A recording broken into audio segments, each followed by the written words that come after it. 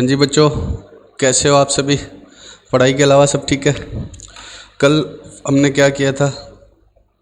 Partners capital account के बारे में कल सीखा था हमने। आज हमें क्या करने हैं, बुक के क्वेश्चन।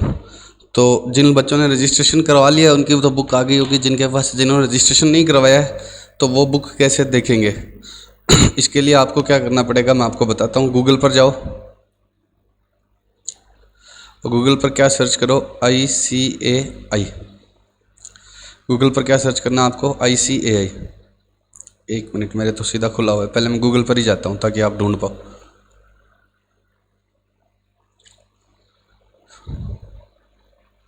गूगल पर गए आप और क्या सर्च करोगे, ICAI। ICAI सर्च करोगे आप तो आपको सबसे पहले लिंक दिखेगा, ये वाला ICAI institute of chartered accountants of India. इस पर क्लिक करो। इसके अंदर आपको ऊपर ये ब्लू वाली जो रो है ना, इसमें आपको किस पर क्लिक करना है, स्टूडेंट पर।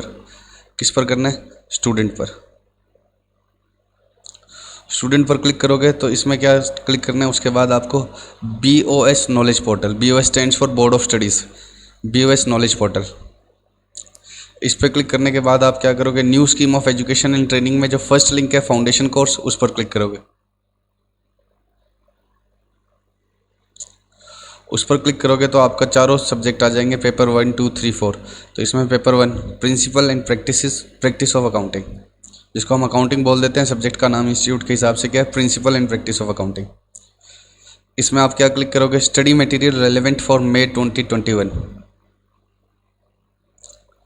इसके अंदर ये आपका पूरा सिलेबस है। मॉड्यूल 1 का मतलब आपके पास 2 बुक आएगी। पहला क्या है, मॉड्यूल 1, और दूसरी बुक का नाम क्या है, मॉड्यूल 2। तो पार्टनरशिप आपका क्या है, मॉड्यूल 2 में चैप्टर 8 है। पार्टनरशिप क्या है, मॉड्यूल 2 में चैप्टर 8। चैप्टर 8 कितने पार्ट में डिवाइडेड है, 5 यूनिट्स में, यूनिट 1, 2, 3, 4, 5। तो उसमें यूनिट 1 के क्वेश्चन मैं आपको करवा रहा हूँ। ठीक है, ये यूनिट 1 आपकी निकल गई है। जिन बच्चों के पास बुक है वो बुक से पढ़ेंगे, अदरवाइज़ क्या है, नेट से आपको ये ऐसे डाउनलोड करना पड़ेगा। ठीक है, अब मैं स्टार्ट कर रहा हूँ यूनिट 1।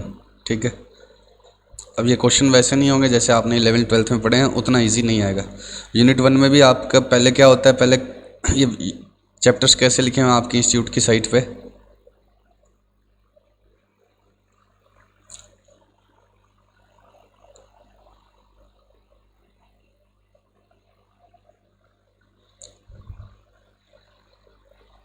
एक मिनट बच्चों।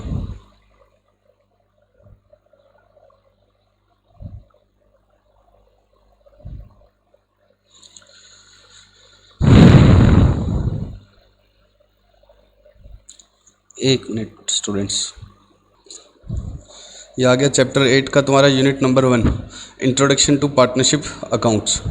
अब इसमें पहले ये कुछ एक्सप्लेन करता है, थियरी में लिखता है, और उसके बाद क्या करता है, इलिस्ट्रेशन 1 है उसका सोल्यूशन है, 2 है उसका सोल्यूशन है, इस तरह से है। ठीक है, और उसके बाद में जब ये पूरा हो जाता है ना, इसका समझाना और इलिस्ट्रेशन के बाद,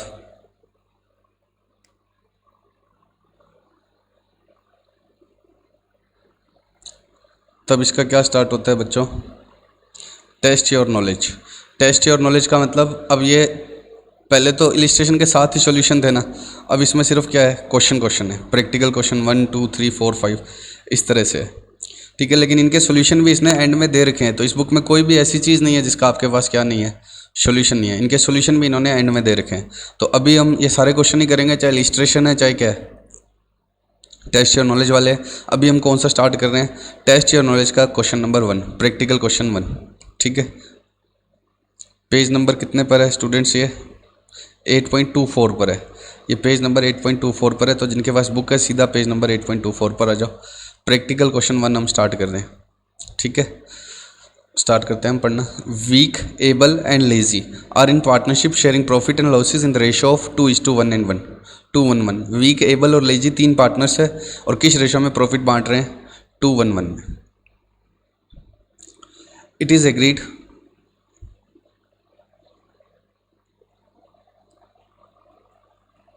इट इज़ एक मिनट बच्चों, ये हैंग हो गया, एक मिनट।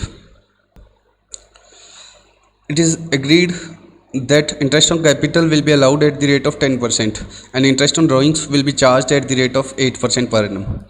इंटरेस्ट ऑन कैपिटल कितना अलाउ होगा 10% per annum, interest on drawings कितना होगा 8% पर एनम। पहले तो देखो बच्चों ये क्वेश्चन मेरे नहीं बनाए हैं, लेकिन प्रैक्टिकली किसी भी पार्टनरशिप में ऐसा नहीं होता है कि इंटरेस्ट ऑन ड्राइंग्स की रेट क्या हो कम हो और इंटरेस्ट ऑन कैपिटल की रेट क्या हो ज़्यादा हो।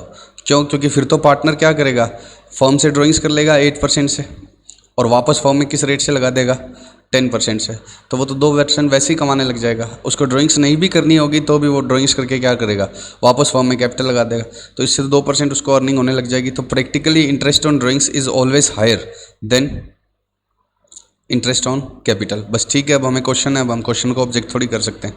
तो इंटरेस्ट ऑन ड्राइंग्स 8% बता रहा है और इंटरेस्ट ऑन कैपिटल कितना बता रहा है 10%। No interest will be charge और allowed on current accounts. The following are the particulars of capital and drawings accounts of the partner.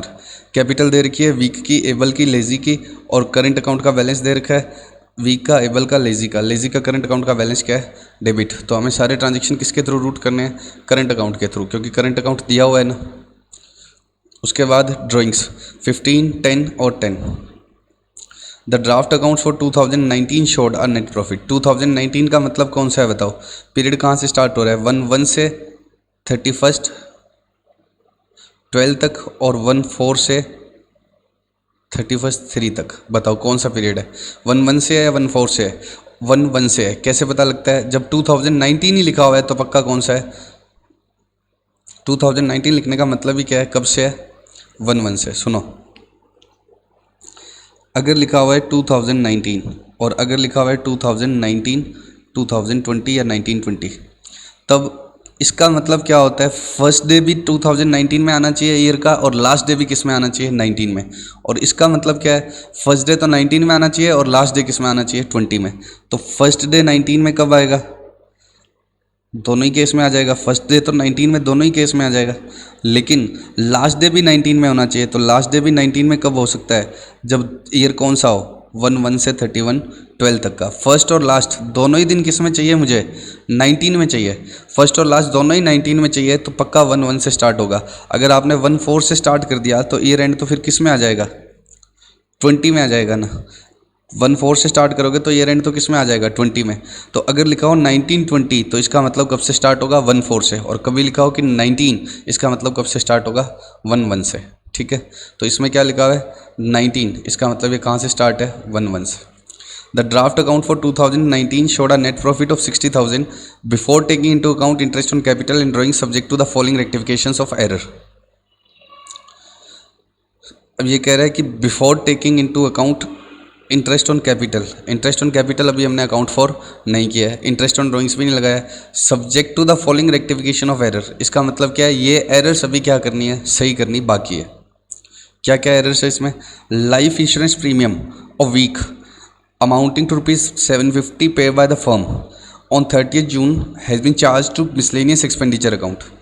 इसका मतलब क्या है, लाइफ इंश्योरेंस प्रीमियम वीक का, वीक क्या है एक पार्टनर है, तो उसका पर्सनल क्या था लाइफ इंश्योरेंस प्रीमियम था। वीक एक पार्टनर है, उसका पर्सनल क्या था लाइफ इंश्योरेंस प्रीमियम, कितने रुपए का 750 का, जो किसने पे किया फर्म ने, लेकिन चार्ज कहाँ कर दिया मिसलेनियस एक्सपेंडिचर में।